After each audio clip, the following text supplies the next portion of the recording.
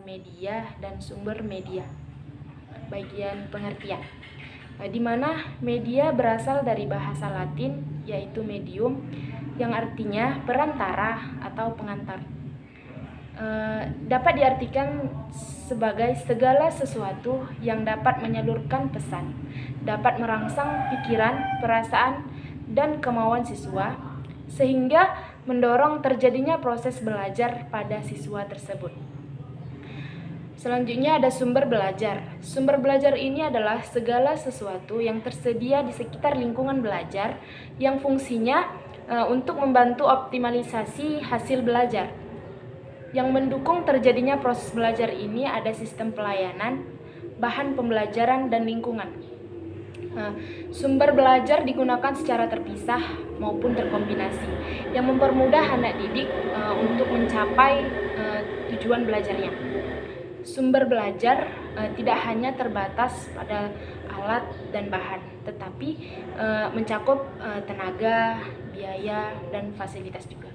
Terima kasih, sekian dari pembelajaran. Media pembelajaran memiliki 8 fungsi. Yang pertama, dapat mengatasi keterbatasan pengalaman siswa. Yang kedua, dapat melampaui batasan ruang kelas. Yang ketiga, adanya interaksi antara siswa dengan lingkungan. Yang keempat, adanya menghasilkan keseragaman pengamatan. Yang kelima, adanya minat baru dan keinginan yang dimiliki siswa. Yang keenam memotivasi dan merangsang siswa untuk belajar. Yang ketujuh, menghasilkan konsep yang benar, realistis, dan konkret. Yang kedelapan, pengalaman yang menyeluruh dari yang konkret hingga yang abstrak. Belajar secara umum. Nah, fungsi sumber belajar secara umum ini memiliki 6 fungsi. Yang pertama, meningkatkan produktivitas pembelajaran dengan jalan 1. Mempercepat laju belajar dan membantu guru untuk menggunakan waktu secara lebih baik, dan mengurangi beban guru untuk menyampaikan informasi sehingga dapat lebih banyak membina dan mengembangkan gairah. Yang kedua adalah memberikan kemungkinan yang sifatnya lebih individual dengan cara 1. Mengurangi kontrol guru yang kaku dan tradisional, dan memberikan kesempatan bagi siswa untuk berkembang sesuai dengan kemampuannya. Dan yang ketiga adalah memberikan dasar yang lebih ilmiah terhadap pembelajaran dengan cara 1. Perancangan program pembelajaran yang lebih sistematis dan mengembangkan bahan pengajaran yang dilandasi oleh penelitian. Dan yang keempat adalah lebih memantapkan pembelajaran dengan jalan 1. Meningkatkan kemampuan sumber belajar dan penyajian informasi dan bahan secara konkret.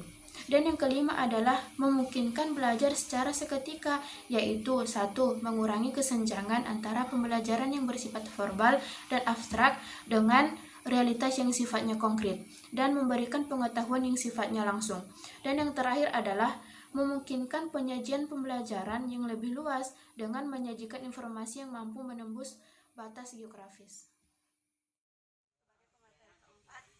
Di sini saya akan menjelaskan tentang prinsip pemilihan media pembelajaran. Dalam hal proses belajar mengajar, seorang guru belum cukup apabila hanya mengetahui kegunaan dan cara menggunakan media. Dalam hal ini, seorang guru harus memiliki kriteria dan pedoman untuk menggunakan proses belajar mengajar. Yang pertama ialah ketetapan dengan tujuan pembelajaran. Artinya, media pembelajaran yang dipilih atas dasar tujuan-tujuan instruksional yang telah ditetapkan. Yang kedua ialah dukungan terhadap isi atau bahan pembelajaran. Artinya, bahan pembelajaran yang sifatnya fakta. Hal ini sangat memerlukan media agar seorang siswa mudah untuk memahami pembelajaran yang sedang dilaksanakan. Yang ketiga ialah kemudahan memperoleh media. Artinya, media yang digunakan itu mudah untuk didapatkan seorang guru, atau seorang guru dapat membuatnya sendiri, atau mungkin saja sudah disediakan oleh sekolah. Yang keempat ialah keterampilan guru dalam menggunakan media jenis apapun. karena syarat utama dalam pembelajaran ialah seorang guru harus terampil dalam menggunakan media pembelajaran agar proses pembelajaran dapat berjalan dengan baik. Yang kelima ialah tersedianya waktu untuk menggunakan proses pembelajaran yang menggunakan media, sehingga media tersebut dapat bermanfaat bagi siswa dalam proses pembelajaran. Yang keenam ialah sesuai dengan taraf berpikir siswa, sehingga makna yang terkandung dalam proses pembelajaran tersampaikan kepada siswa. Selanjutnya mengenai prinsip sumber belajar. Nah, dalam pemilihan sumber belajar terdapat beberapa prinsip. Sudrajat membagi menjadi 6 prinsip. Yang pertama yaitu ekonomis, praktis, mudah, fleksibel, sesuai dengan tujuan pembelajaran dan pencapaian tujuan pembelajaran. Selanjutnya yaitu prosedur pemilihan media dan sumber belajar. Dalam prosedur pemilihan media pembelajaran, Anderson membagi menjadi 5 tahap prosedur.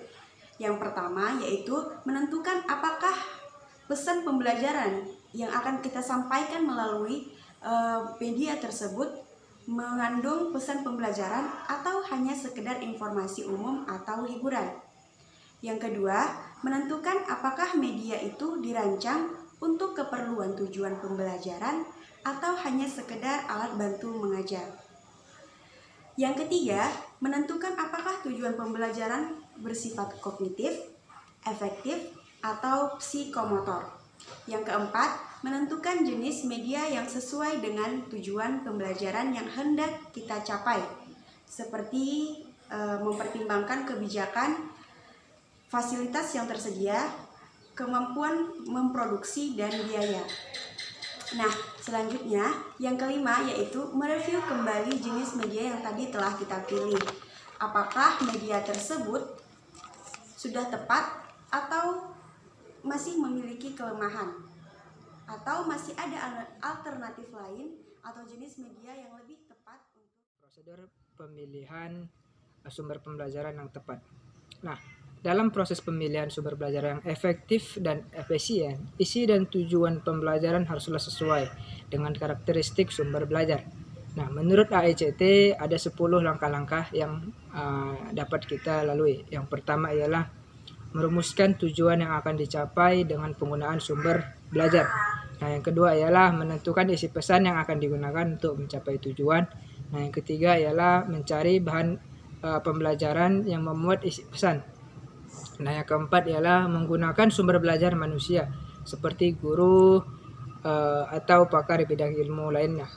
Yang kelima ialah menentukan penggunaan peralatan untuk menyampaikan isi pesan tersebut. Yang keenam, memilih peralatan yang sesuai dengan kebutuhan untuk menyampaikan isi pesan tersebut. Yang ketujuh ialah menentukan teknik penyajian pesan seperti teknik tanya jawab, diskusi, ceramah, dan lain sebagainya. Yang kedelapan ialah menentukan latar atau tempat menentukan latar atau tempat kegiatan penggunaan sumber belajar. Yang kesembilan ialah menggunakan semua sumber belajar yang dipilih dengan efektif dan efisien. Dan yang terakhir ialah mengadakan penilaian sumber belajar. Nah, itu tadi 10 langkah-langkah dalam proses pemilihan sumber pembelajaran yang tepat. Nah, demikian yang dapat saya sampaikan. Saya akhiri. Assalamualaikum warahmatullahi wabarakatuh.